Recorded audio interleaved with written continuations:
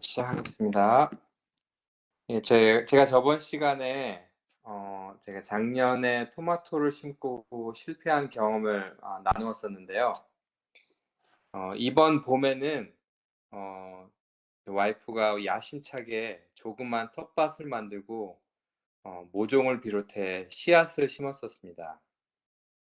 저번에 토마토는 안 좋은 기억이 있었기 때문에 토마토를 제외한 깻잎, 쑥갓, 상추, 고추, 호박 등 여러 가지 씨앗을 심었는데 놀랍게도 싹이 트고 올라오는 것을 보고 어, 저와 저희 와이프는 참 신기했습니다. 처음으로 씨앗을 심었는데 싹이 트는 것을 경험했기 때문입니다. 그래서 조그만 텃밭도 만들고 새싹들도 옮겨 심었었습니다. 온갖 싱싱한 채소들을 먹을 걸 상상만 해도 기뻤습니다. 그런데 이게 웬일인가요? 몇 주가 지나고 한 달이 지나도 자라지 않고 그대로 머무는 것입니다. 이번엔 뭐가 잘못됐을까요? 햇빛이 더 잘 드는 대로 옮겨보기도 하고 물도 자주 주고 그랬는데도 영 자라날 기미를 보이지 않았습니다. 흙이 안 좋아서 그랬는지 걸음을 안 좋아져서 그런지 이번에도 영 실패인 것 같습니다. 우리가 하나님의 자녀가 되는 마음의 변화를 성경에는 새로 나는 것으로 말하고 있습니다. 그리고 농부가 뿌린 좋은 종자가 싹이 나는 것으로 비유를 합니다. 우리의 1번 죄된 상태에서 2번 예수께로 가면 갓난아이와 같이 점점 자라 그리스도 예수 안에서 장성한 남녀가 되는 것이다 라고 말하고 있습니다. 마치 밭에 심은 좋은 종자가 자라서 열매를 맺은 것 같다는 것입니다. 저희처럼 서투른 농부가 심고 자라나게 하는 게 아니라 우리 하늘 아버지께서 심고 자라나게 하시겠다고 하시는 약속이라 참 다행인 것 같습니다. 오직 위로부터 불어넣은 생명으로 인해 그 생명을 받아 다시 태어나고 자라나게 되는 것입니다. 저자는 모든 초목과 꽃들은 저희 염려나 걱정이나 노력으로 말미암아 자라는 것이 아니요 다만 하나님께서 저희의 생명을 위하여 공급하시는 것을 받음으로 자라는 것이다 라고 말하면서 어린아이가 무슨 염려나 자기의 힘으로써 저희의 키를 조금이라도 늘릴 수 없는 것처럼 우리들도 우리들의 염려나 노력으로 말미암아 영적으로 자라날 수 없다고 말하고 있습니다. 여기서도 어김없이 우리의 노력으로 이룰 수 없다고 말하고 있는 것입니다. 계속해서 저자는 우리에게 힘을 빼라고 말하고 있습니다. 계속 우리의 힘을 의지하고 우리의 노력으로 이루려는 것들을 내려놓으라고 계속해서 말씀하고 계신 것입니다. 우리가 운동을 처음 배울 때 항상 힘을 빼라고 하는 말을 많이 하죠. 순간 힘을 써야 하는 모든 스포츠에서 어느 순간에 힘을 빼고 어느 순간에 힘을 써야 하는지 조금씩 다르지만 몸에 힘을 빼는 기본적인 사항은 비슷합니다. 어느 운동이나 고수가 되기 위한 과정으로 힘 빼기를 강조하는 것입니다.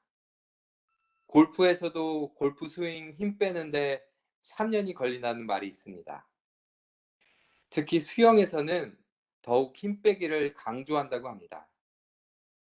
의외이죠?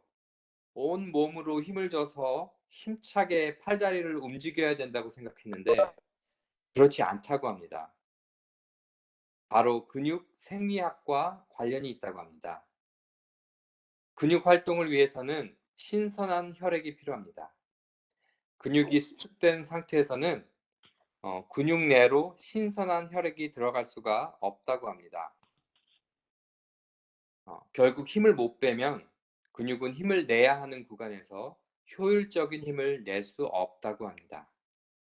그래서 힘 빼기를 잘 하기 위해서 가장 중요한 것은 감각 집중이라고 합니다. 수영 중인 사람들은 내 몸에 힘이 들어가 있는지 잘 모른다고 합니다. 몸의 감각에 집중해야 본인의 수영 모습을 인지할 수 있다고 합니다. 그러면 조금씩, 내가 힘이 들어가 있구나를 느낄 수 있게 된다고 합니다. 그럼 영적인 면에서는 어떻게 나의 상태를 인지할 수 있을까요? 오직 예수님을 내 모습에 비춰보고 성령님의 음성에 귀 기울임으로 깨닫게 되는 것입니다. 근육 활동을 위해선 신선한 혈액이 필요하듯이 영적인 면에서도 예수님의 깨끗한 혈액이 필요한 것입니다.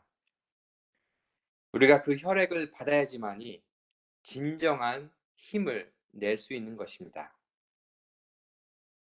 우리 첫째 아이는 아직 어려서 색칠을 하거나 글을 쓰지 못합니다.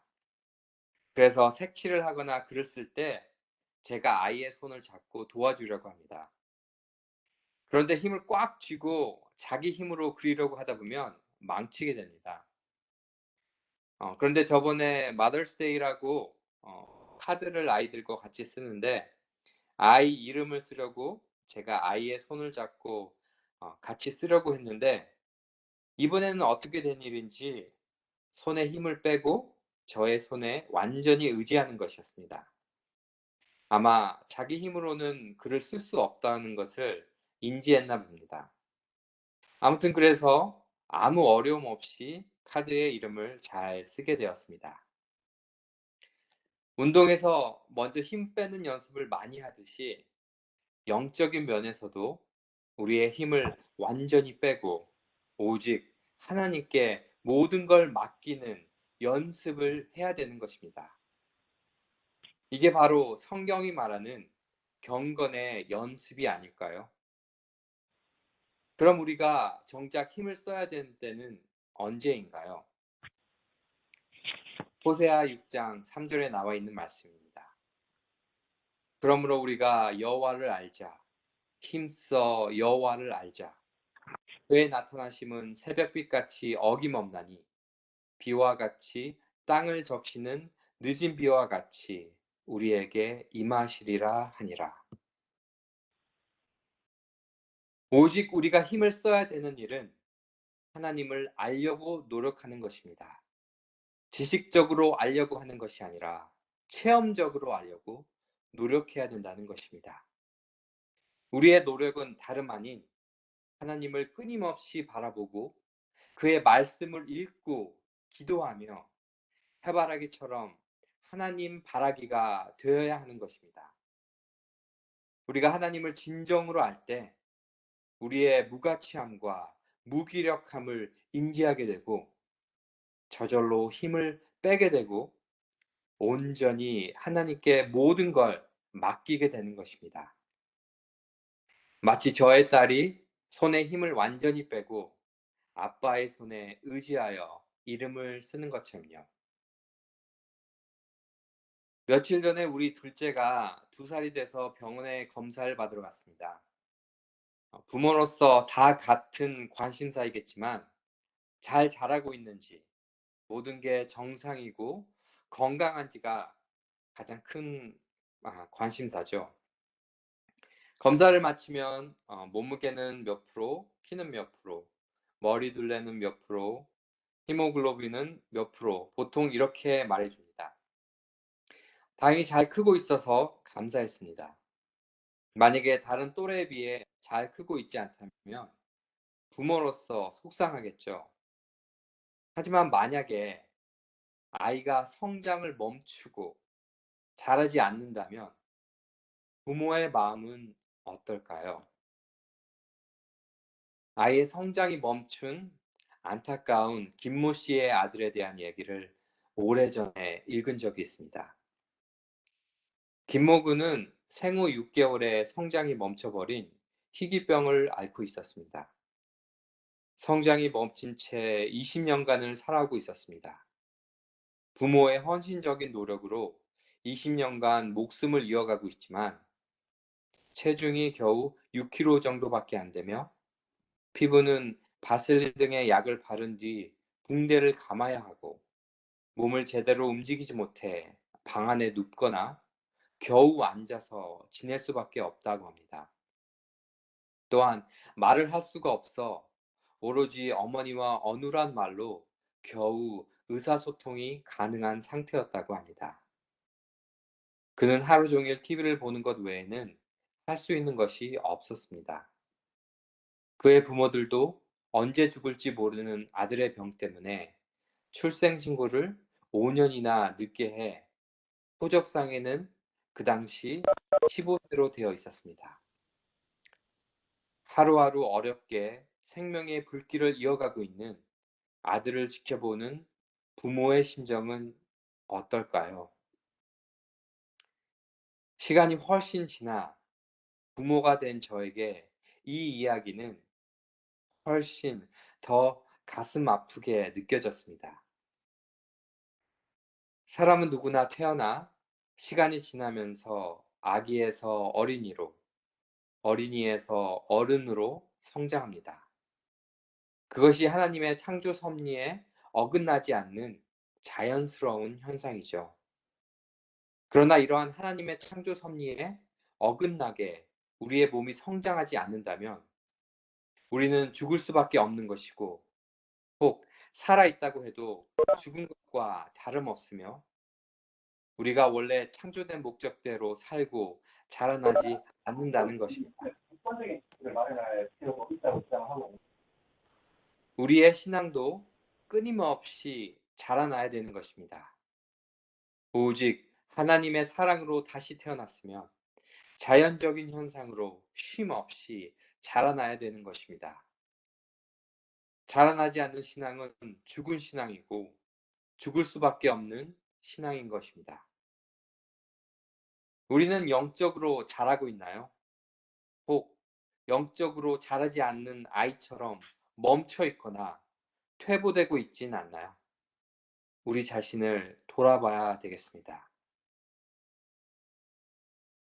이번 중동부 야영의 총 주제는 그리스도의 이른 삶입니다. 그 홍보 영상 처음 문구에 이렇게 나와 있습니다. 세상에 존재하는 모든 생명들은 끊임없이 자라납니다. 살아있다면 멈추거나 머무르는 상태란 없습니다. 우리가 보거나 느끼지 못하는 매 순간의 찰나에도 늘 새롭게 자라납니다. 건강한 생명은 여러 모진 환경 속에서도 활기를 유지합니다. 이렇듯 생명의 가장 중요한 특징은 자라남에 있습니다.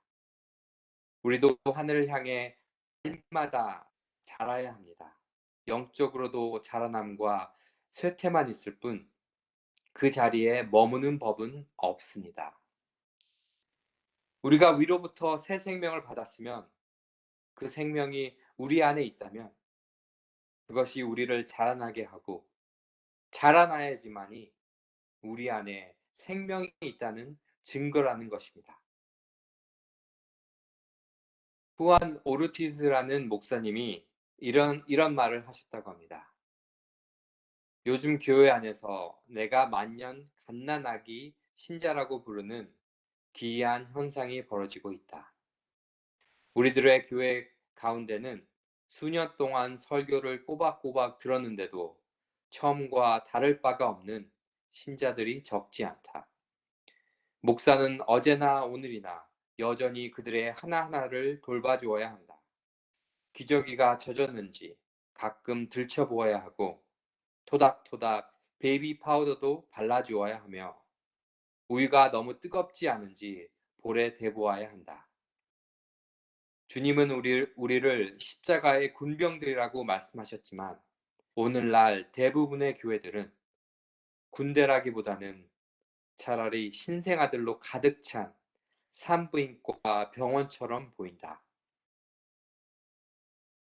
우리가 그리스도 안에서 새로 태어났는데 만년 갓난아이 신자라면 우리는 영적으로 죽어 있는 상태나 마찬가지라는 것입니다. 이 장을 통해 우리가 어떻게 그리스도께 이르기까지 자라날 수 있는지 성령님의 조명하심에 의해 살펴보기 원합니다. 모든 초목과 꽃들을 저희 염려나 걱정이나 노력으로 말미암아 자라나는 것이 아니라 하나님께서 공급하시는 것을 받음으로 자라나고, 초목이나 어린아이는 저희의 주위에 있는 것들에서 저희의 생명을 위하여 공급되는 것들, 공기, 일광, 영양으로 말미암아 자라나는 것이다 라고 말하면서 이 천연계의 선물들이 동물과 식물에게 관계되고 있는 그러한 관계가 그리스도와 그를 의지하는 자들 사이에도 있다고 말합니다. 공기, 일광, 영양을 영적으로 어떻게 표현할 수 있을까요? 천연계를 보면 공기, 햇빛, 물, 식물 등 우리가 살아가는 데 있어서 절대적으로 필요한 것은 너무도 흔히 발견되는 걸 알 수도 있습니다. 영적인 면에서도 우리가 절대적으로 필요한 것은 우리 주위에 흔히 발견되도록 우리를 둘러싸고 있고 우리에게 값없이 제공되는 것들입니다. 먼저 공기를 살펴보겠습니다. 당연히 공기 없이는 살 수 없죠. 그럼 영적 공기는 무엇일까요? 저자는 이렇게 말합니다. 하나님께서 당신의 아들을 무한한 선물로 주심으로 온 세상을 은혜의 분위기로 두루싸기를 마치 공기가 지구를 두루싼 것 같이 하셨다. 누구든지 이 생기를 주는 분위기를 호흡하기를 선택하는 자들은 살 것이요. 또한 그리스도 예수 안에서 장성한 남녀가 되기까지 자라날 것이다. 우리가 잠수해서 숨을 참아야 할 때나 부득이한 사정으로 인해 숨을 멈춰야 한다면 참 고통스럽지요.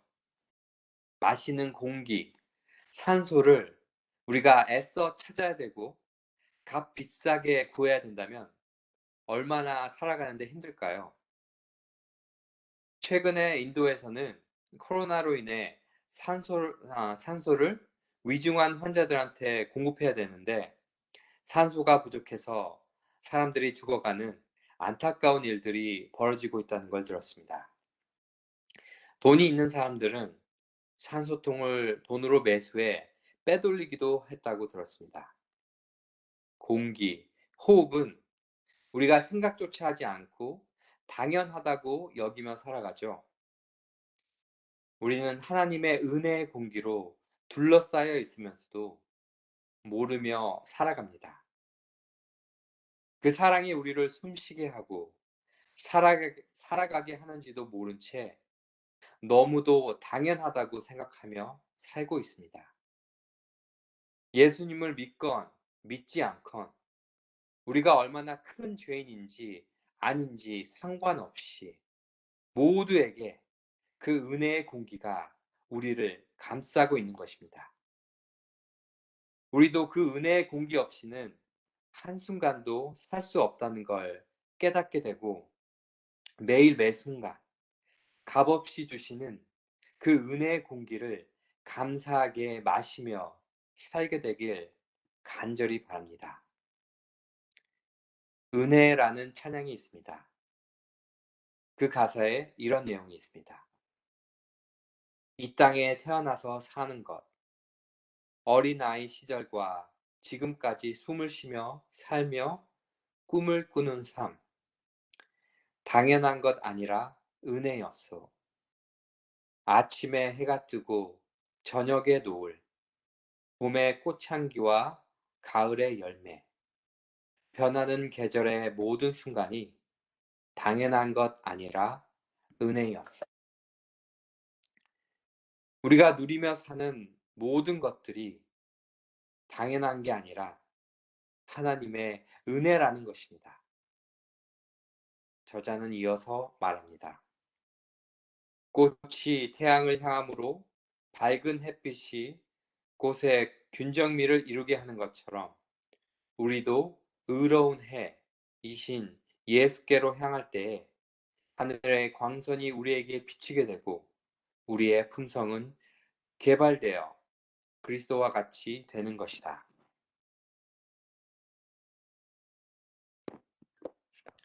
모든 식물과 나무를 보면 어떻게 해서든지 햇빛을 받으려고 기울여져 있습니다. 우리도 위의 태양이신 예수님을 바라보려고 우리의 모든 감각과 생각을 그분에게 기울여야겠습니다. 식물이 자라려면 또 필요한 것이 하늘에서 내리는 단비와 땅에서 영양분이 필요하죠. 저자는 그는 저들의 영원한 빛이시요 해요 방패시다.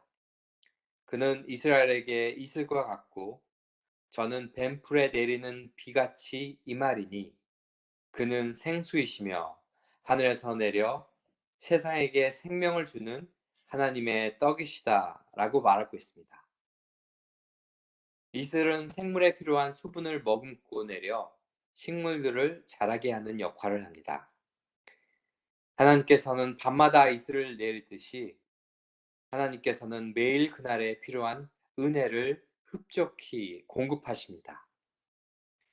때로는 말라있는 풀들을 다시 자라나게 하기 위해 비를 내리셔서 싱그럽고 아름답게 다시 돋아나게 하십니다. 하나님께서는 우리에게 필요한 영적인 비를, 그 생수를 우리가 마시고 넘치도록 내리십니다. 우리가 그 비를, 그 생수를 받기를 원하냐, 원하지 않냐에 따라 우리의 성장 여부가 달려 있는 것입니다. 혹 우리가 그 생명수를 피하고 있거나 사단의 장애물로 인해 내리는 비를 받지 못하고 있으면 사마리아 우물가의 여인처럼 우리를 직접 찾아오셔서 그 생물을 주시기를 간절히 원하시는 것입니다. 우리 몸은 뭘 먹어야지 영양분을 얻어 살아가는 것처럼 영적인 삶에서도 영양분을 섭취해야 살 수 있습니다. 예수님께서 우리에게 영적 떡을 주시는 게 아니라 예수님 자체가 하늘에서 내려온 하나님의 떡이신 겁니다. 하나님의 떡인 그리스도는 영적 생명의 근원이신 것입니다. 우린 매일매일 말씀 하나님이신 예수님을 먹어야 합니다. 제가 곰곰이 생각해 보면 저희 집에 심은 식물들이 성장을 멈추고 더 이상 자라지 않는 것은 흙이 좋지 않아서 거기에 영양분이 없어서 그런 것 같습니다. 물도 자주 주고 햇빛도 잘 드는데 두었음에도 불구하고 자라지 않기 때문이죠. 이참에 다시 좋은 흙으로 옮겨 심을까 생각 중입니다. 공기, 햇빛, 영양, 이 모든 것은 우리를 둘러싸고 있고 우리를 감싸고 있어서 힘들게 찾아다녀야 얻는 것이 아니라 우리가 피하지만 않으면, 우리가 막지만 않으면 우리에게 자연적으로 흘러들어오게 된다는 것입니다. 우리의 죄로 인해 우리가 하나님의 사랑을 피하고 거절할 뿐이지 하나님은 끊임없이 우리를 향해 사랑을 쏟아붓고 계신 것입니다. 그럼 우리가 할 수 있는 건 무엇일까요? 어떻게 값없이 주시는 이 모든 것들이 그리스도에 이르기까지 자라게 할 수 있을까요? 저자는 이어서 말합니다. 너희는 내 안에 거하라. 나도 너희 안에 거하리라. 가지가 포도나무에 붙어 있지 아니하면 절로 과실을 맺을 수 없음 같이 너희도 내 안에 있지 아니하면 그러하리라. 나를 떠나서는 너희가 아무것도 할 수 없음이라. 그대들이 거룩한 생애를 살려고 하면 가지가 자라고 열매를 맺기 위하여 원체에 붙어야 하는 것처럼 그리스도께 의존해야 할 것이다. 예수를 떠나서는 아무 생명도 없는 것이다. 시험을 대항하며 은혜 가운데 자라며 정결해질 능력을 가지지 못하는 것이다. 그의 안에 거함으로 품성이 자랄 수 있을 것이다. 그대들은 그에게서 생명을 받음으로 시들지도 않고 열매 맺지 못하는 일이 없을 것이다. 그대들은 시냇가에 심은 나무와 같이 될 것이다. 우리가 예수님 안에 거할 때만이, 가지가 나무에 붙어 있을 때만이 자라나고 열매를 맺는다고 말하고 있는 것입니다.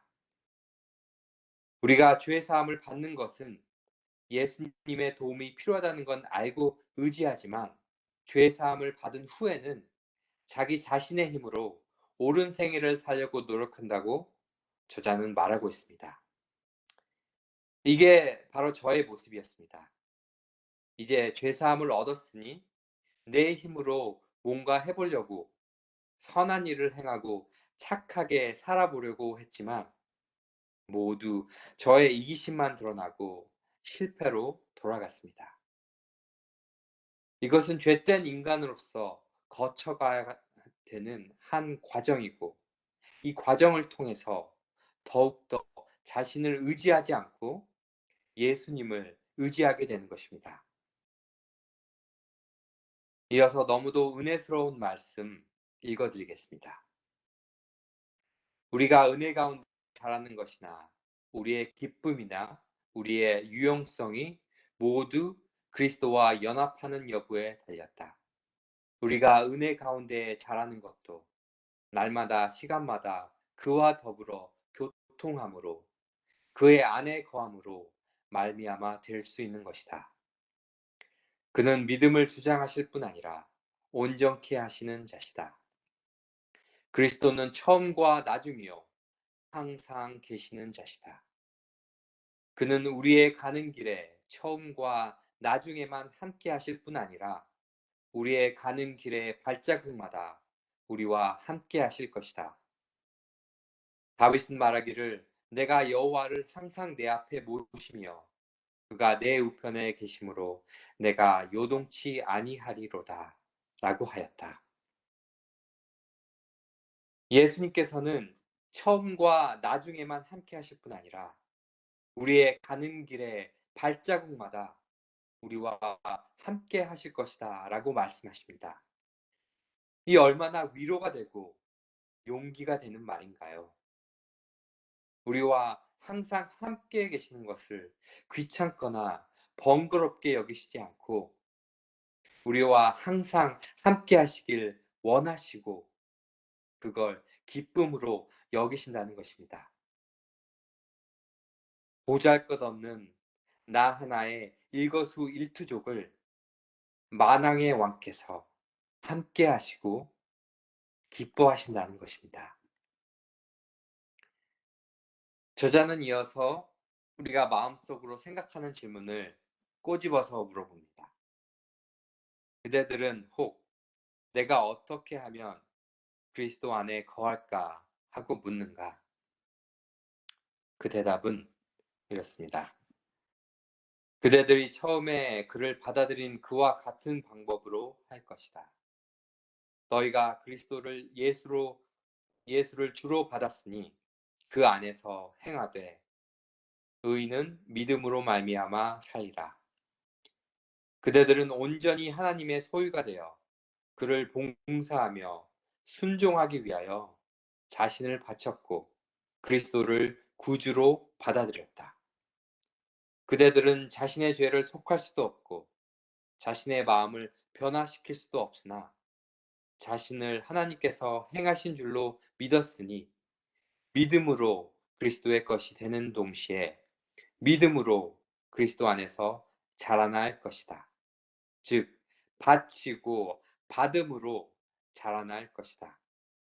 그대들은 모든 것, 마음과 의지와 봉사를 바칠 것이니 그의 모든 요구를 응하기 위하여 그대 자신을 그에게 바칠 것이다. 그리고 모든 것, 그대의 마음 안에 계셔서 그대의 힘과 그대의 의와 그대의 영원한 돕는 자가 되시는 온갖 축복이 충만한 그리스도를 받아들여서 하나님을 순종할 힘을 얻을 것이다. 이걸 1, 2, 3 말씀 묵상법으로 줄이면 이것입니다. 우리의 죄를 속할 수도 없고 우리를 자라나게 할 수 없는 우리의 1번 상태에서 우리의 죄된 마음을 2번 예수님께 바치면 받으시고 3번 하나님을 순종할 힘을 주시고 자라나게 하신다는 것입니다. 답은 곧 진리는 항상 같습니다.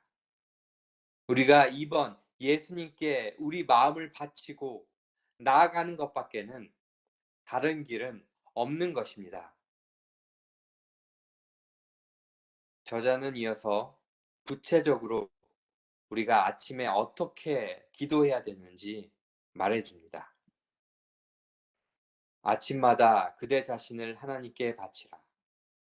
그리고 이 일을 그대가 첫 번째 할 일로 삼으라. 또한 오 주여 나를 받으사 온전히 당신의 것으로 삼으소서.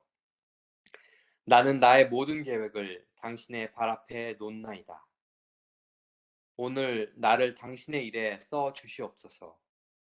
나와 같이 하여 주시고 나의 모든 일이 당신 안에서 성취되게 하옵소서 하고 기도하라. 이것이 날마다 행할 일과이다. 아침마다 그날을 위하여 자신을 하나님께 바치라. 모든 계획을 하나님께 맡겨 그의 섭리에 따라 행하기도 하고 그만두기도 할 것이다. 이렇게 함으로써 그대들은 날마다 그 생애를 하나님의 손에 맡기게 되고 따라서 그대의 생애는 그리스도의 생애를 모방하게 될 것이다. 여기서 모든 계획을 하나님께 맡겨 행하는 것보다 그만두는 게 어쩔 때는 개인적으로 더 힘들 때가 있습니다. 내 자존심 때문에, 이기심 때문에 그만두는 걸 망설이게 되고 하나님의 뜻이라고 우기면서 착각하면서 할 때가 많은 것 같습니다. 그리고 저자는 그대의 생애는 그리스도의 생애를 모방하게 될 것이다 라고 말합니다. 근데 원래 영문으로 보면 이렇게 나와 있습니다. Your life will be molded more and more after the life of Christ. 영어로 mold는 무엇을 빚는다, 손으로 모양을 만들 때 많이 쓰는 표현이죠. 혹시 찰흙놀이 어렸을 때 많이 해보셨나요? 저도 초등학교 때 학교에서 만들었던 기억이 있습니다. 미국에서는 어린아이들이 잘 가지고 노는 플레이도우라고 있죠. 와이프가 얼마 전에 한국에서 파는 인공 찰흙을 샀는데 역시 한국게 좋더라고요. 이게 손에 잘 달라붙지도 않고 잘 빚어져서 아이들이랑 같이 자주 노는데요. 같이 놀아줄 때 아이들이 저에게 이것저것 만들어 달라고 주문합니다. 저는 실력도 없지만 대충 만들면 아이들은 좋아합니다. 그리고 금방 망가뜨려 버리죠. 우리도 하나님께서 흙으로 만드셨죠. 아무것도 아닌 흙에 생기를 불어 넣으셔서 사람을 지으시고 라고 기록되어 있는데 지으시고에 해당하는 단어 야차르는 하나님의 계획에 따른 고항과 모습에 일치하도록 형체를 빚어 모양을 만들어내는 행위를 의미한다고 합니다. 또 시편 103편 13절 14절에는 이렇게 나와 있습니다.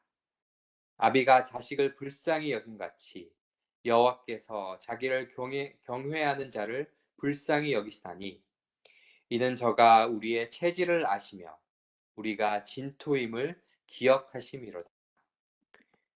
여기서 우리가 진토라는 표현은 말 그대로 우리는 흙, 먼지, 티끌과도 같아서 아버지의 능력 없이는 아무것도 아닌 존재라는 사실을 말씀한다고 그전 시간에 살펴보았었습니다.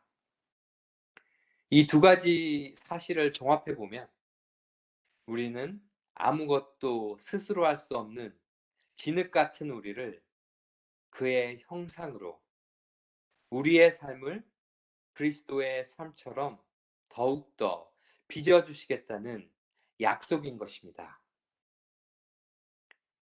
새로 태어남도 자라남도 예수님 안에 거하지 않으면 우리의 힘으로는 도저히 할 수 없다는 걸 깨달아야 하겠습니다. 진흙이 스스로 뭘 할 수 있겠습니까? 빚어주시고 생기를 주시고 자라나게 하시는 것은 오직 하나님이신 것입니다.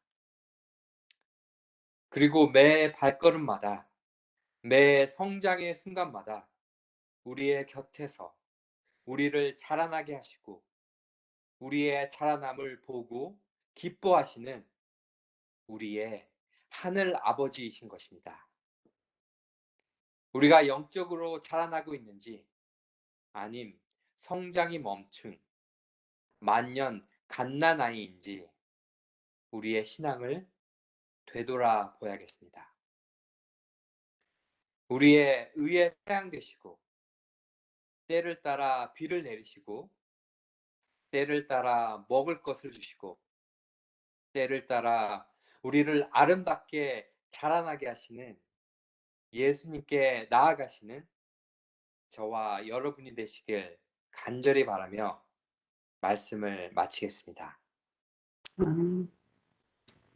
다 같이 기도하시겠습니다. 하늘에 계신 하늘아버지, 우리의 시선과 우리의 모든 감각이 하나님을 향해 있길 간절히 바랍니다. 아직도 우리 힘으로 하려는 이 고질적인 병이 고쳐지길 바랍니다. 하나님께서 이 병을 반드시 고쳐주시겠다고 약속하셨으니 그 약속 붙들고 간절히 기도합니다. 우리의 죄된 모습, 변화되지 않는 모습 그대로 주님께 나가오니 우리에게 생기를 불어넣으시고 진흙 같은 저희를 오직 하나님의 형상대로 빚어주시고 그리스도께 이르기까지 자라나게 하여 주시옵소서. 우리의 생애 빛 되시는 예수님 이름으로 간절히 기도드립니다. 감사합니다. 오늘 진짜 귀한 말씀 참 감사히 들었습니다. 줄을 치면서 보니까는 그냥 빨강 줄 안 치는 자리가 없을 정도로 전부 줄 치고 동그라미 치고 이러고 하면서 읽었는데 그만큼 우리가 예수님께 이르기까지 자라나는 것을 원하기 때문이라고 생각이 됩니다. 하나님의 자녀가 되는 마음의 변화를 성경에서는 새로 나는 것이라고 그렇게 말했기 때문에 정말 새로남, 거듭남, 자라남 이것이 우리에게 굉장히 필요한 것으로 생각을 하고 있습니다.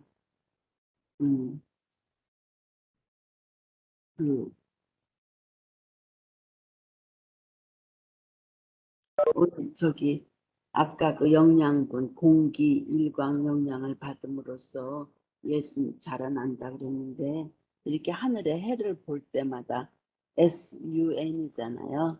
그럼 SUN을 볼 때마다 SON을 생각하라. 그렇게 어렸을 때부터 애들한테 그렇게 얘기했어요. 선을 볼 때는 선을 생각하라.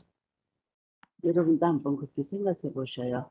SUN, son을 볼 때는 SON, 우리 위에 돌아가신 예수님 아들을 생각하라. 그 말을 기억하면 좋을 것 같습니다.